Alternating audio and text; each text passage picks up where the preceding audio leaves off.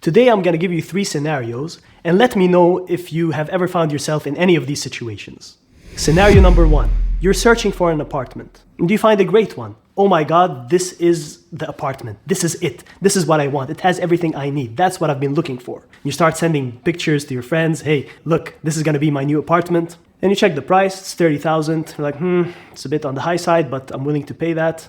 Then you go to the landlord and he says, oh, sorry, it's actually $34,000. We should have updated the website. And you have to pay $2,000 for the agent's fee and another $2,000 for the move-in fee so we can prepare the apartment for you. Do you want parking? Of course I want parking. Yeah, that's an extra $2,000 as well. So it's going to cost you $40,000.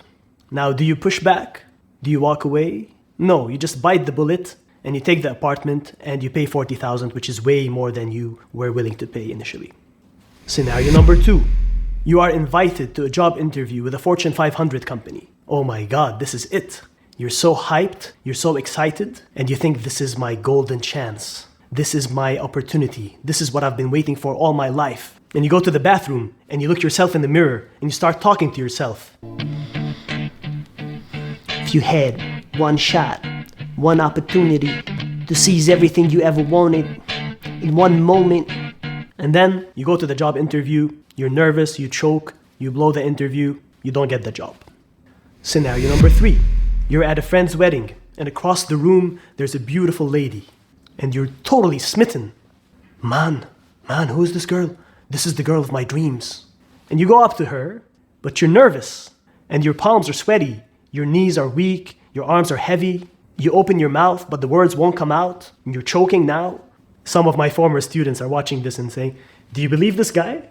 He used to give us such a hard time about plagiarism. Look at him now, copying Eminem lyrics wholesale without even referencing him. Well, I guess I just did. Needless to say, you blow it with this lady.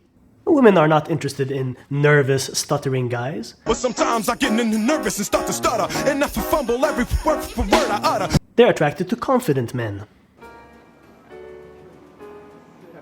Sit down. Okay, so what is the common denominator in these 3 scenarios? You cared way too much. That is the problem.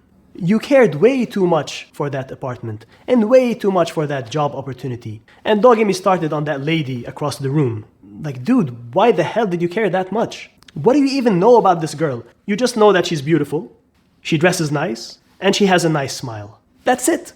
This is the extent of your knowledge on the situation. Talking about, dude, I think she's the one. Chill, Morpheus.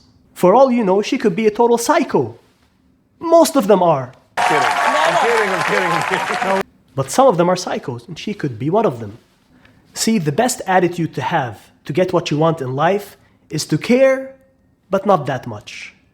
Top negotiator Herb Cohen says, I care, I really care, but not that much.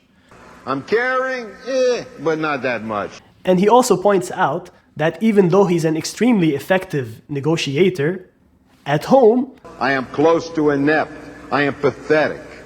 Why? Because he cares too much about his wife and his children, so he becomes less effective. But when he negotiates on your behalf, he's super effective. Why? Why? Because I don't even know you. You know what I mean? I care about you, but not that much. And that attitude...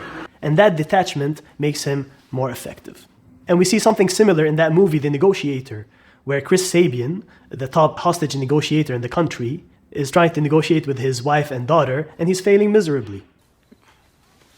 You know, I once talked a man out of blowing up the Sears Tower, but I cannot talk my wife out of a bedroom or my kid off a phone. See, when you care too much, you become less effective. Now, notice that I'm not saying you should not care. No, care, but not that much. So, for that job interview, yes, you should care. Research the company, find out the location in advance. Please, just send me location. Send me location.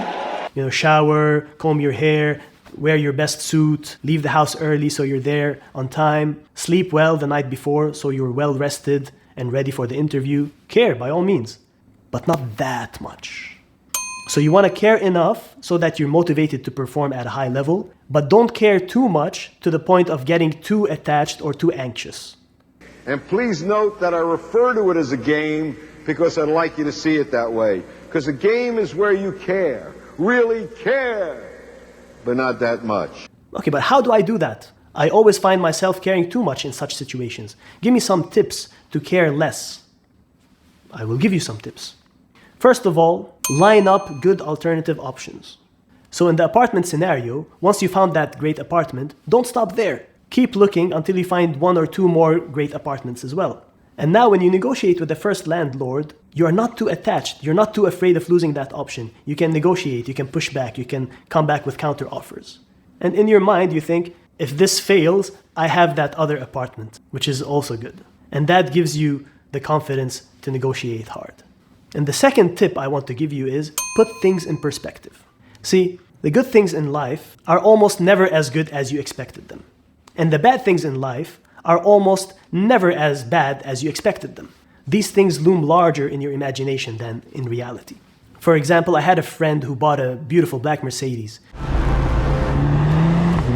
And she was super excited about it in the beginning, showing me pictures. Hey, would you like to come for a ride in my Mercedes? Check out my Mercedes. She's really excited, and I don't blame her. It was a beautiful car. Then a couple of weeks later, I asked her, how's the Mercedes? And she's like, I regret paying that much for the car. Like, the excitement is gone. Like, why did I do this? And the same thing goes for bad things. Man, if I lose Jennifer, man, I swear, if I lose her, I will die. Dude, you're not gonna die. Well, you are gonna die, but not because of this. Then he breaks up with Jennifer. Then he meets another girl and moves on, and he's very happy. And you ask him, hey, do you miss your ex? Man, you know, to be honest, I no longer miss Jessica. Jessica? Jennifer, your ex's name is Jennifer. You remember when you were going to die? See, your brain is excellent at adapting to situations, whether they're good or bad. It always tries to bring you back to equilibrium. If something is bad, it makes you adapt to it so that it's not so bad. And if something is good, you kind of get used to it and it's no longer that good. You habituate to the situation. By the way, this also happens at the sensory level. Have you ever had a very noisy air conditioning unit? When you turn it on, it's unbearable. But then after a few minutes, what happens? Your brain tunes it out. And now you can live with it. You don't even notice it anymore. So from now on, I want you to care, but not that much. And so the operative attitude for success and satisfaction in all of life's negotiations is to really care, but not that much. If you like this video, please subscribe. Or don't. I don't care. Well, I do care, but not that much. No, seriously, subscribe. I really appreciate it. Thank you. And you walk up to her, and you walk up to her. You walk. You walk. You walk. And you walk. You walk. You hear that? You hear those neighbors? Here's an example of somebody who doesn't care at all.